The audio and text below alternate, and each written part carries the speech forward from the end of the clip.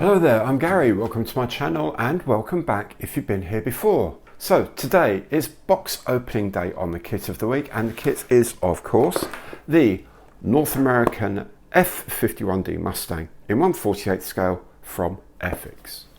I'll have a brief look at the history of the kit. I'll have a look at the competition it has out there in the marketplace, and of course I'll be showing you what you get in the box for your money. Now all of these bits come as chapters. You can flip backwards and forwards as your heart desires. If you're thinking of buying one of these kits, this is the video for you. If you've already got one and want to know how to put it together, there's a companion making video that will be coming up very soon.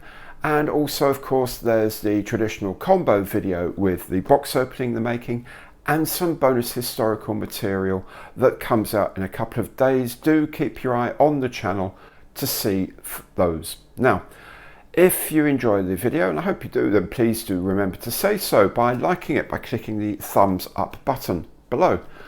Also, please remember to subscribe to the channel if you haven't done so already. You can do that by clicking the small logo down there in the bottom right corner. It doesn't cost you a penny, helps me enormously. Now, if you'd like to make a more concrete contribution to the channel, you can do that through super thanks below, or you can go through Patreon or buy me a coffee. Links to both of those are in the information box below, as is a link to the Airfix online store. If you click on that and then buy anything at all from their store, be it this kit or anything else, Airfix at no extra cost to you will donate some money to this channel. And of course, if you're an Airfix club member, you'll get your 10% online discount as well.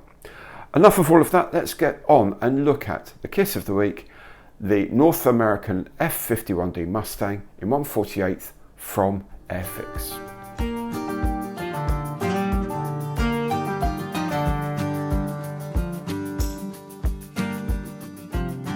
This kit's history is brief but varied. It derives from a tooling first released in 2017, the first new tool Mustang in 1/48 from Airfix. There was a previous 1/48 Mustang released by Airfix in 1999, but this was just a reboot of the Otaki kit from 1974. The 2017 new tool was released as the F-51D in 2018, this kit we're building today, and in 2019 there was a release of the Mustang Mark IV and P51K, as well as later the P51D with the filletless tail fin. The 2022 release has a new set of decals, and I must say I don't like the look of that checkered noseband. That decal is going to be a tricky thing. The P51D version of the Mustang is easily available from several companies.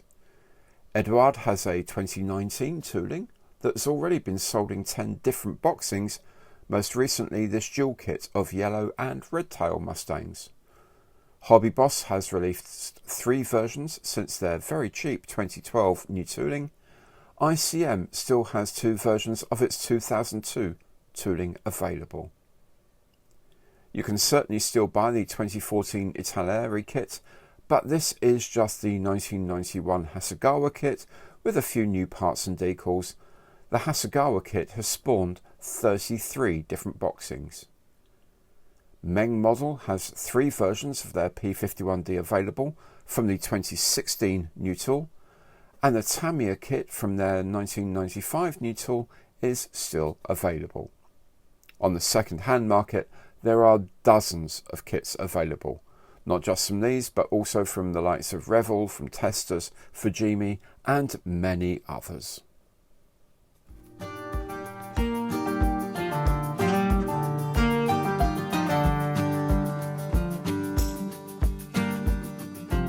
The front of the box shows another lovely piece of art by Adam Tooby, this time the P51 or F51 in low-level action over Korea.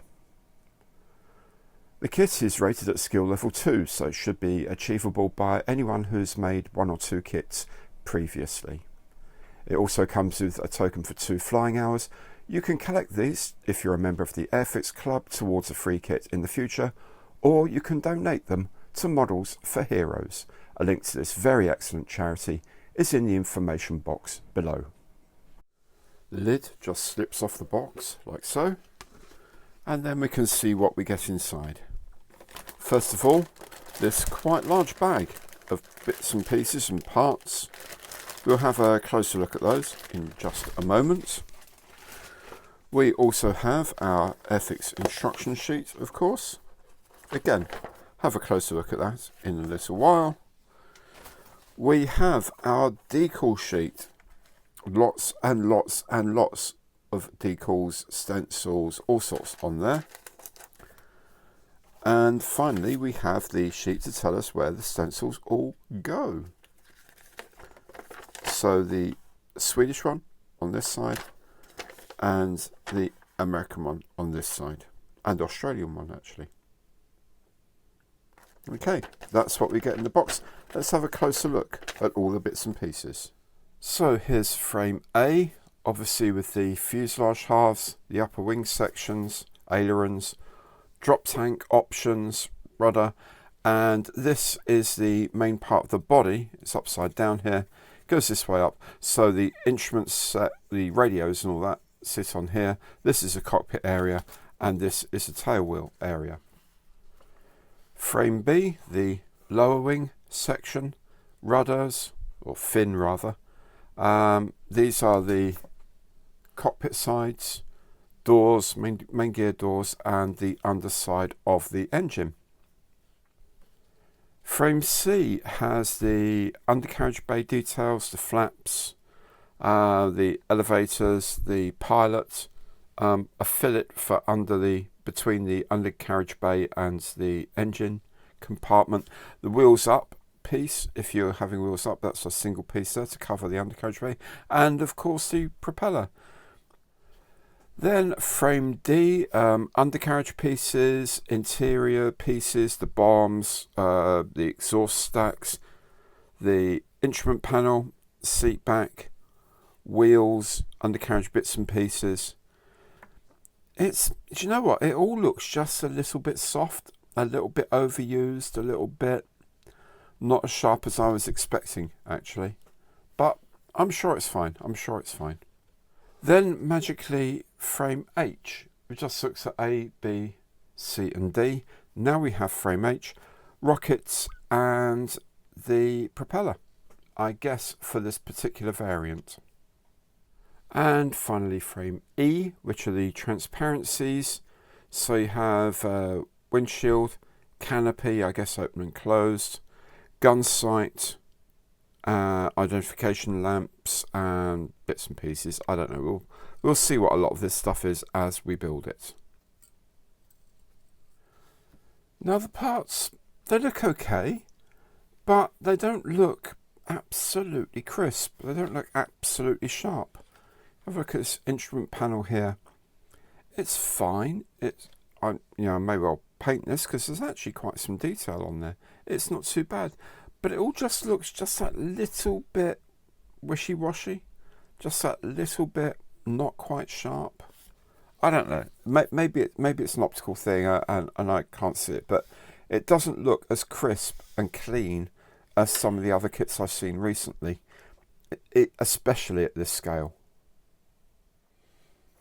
The fuselage panel lines, they're okay. They're quite deep. But that's the Airfix way of doing things. Makes it much easier to do weathering and whatever.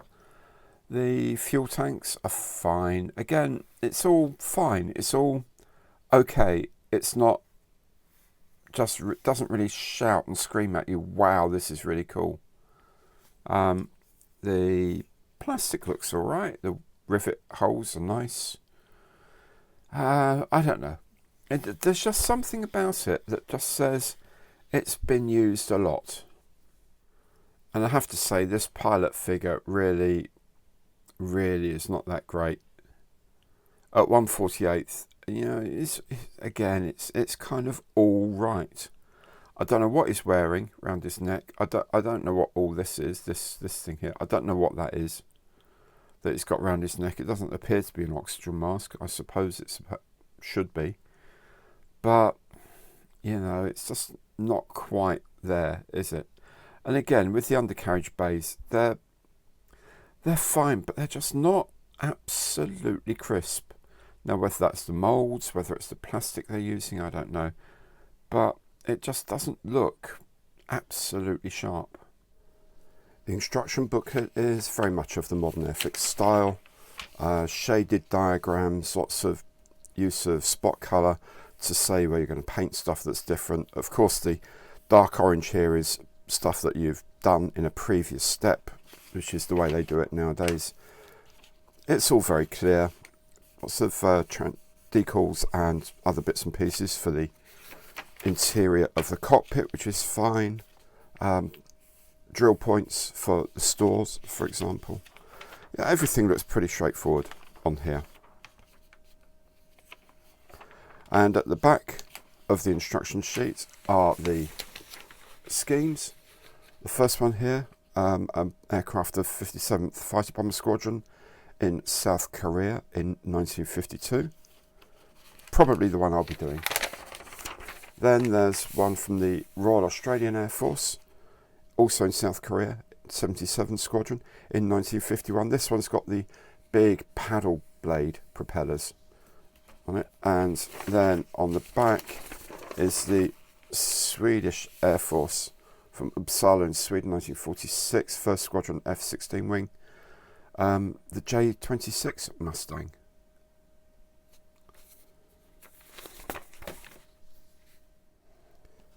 Then there's the then there's the stencil placement sheet.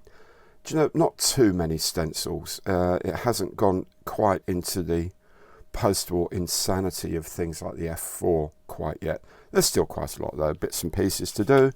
I've noticed this is for the A and B set. The B, which is the Australian aircraft, has a different propeller, so I don't imagine it'd have a lot of these stencils on it. But anyway, there we go. And on the back is the Swedish aircraft, the J-26. I'm guessing a lot of these are probably just in Swedish rather than in English. I don't know. But there we go. Not too much to worry about there.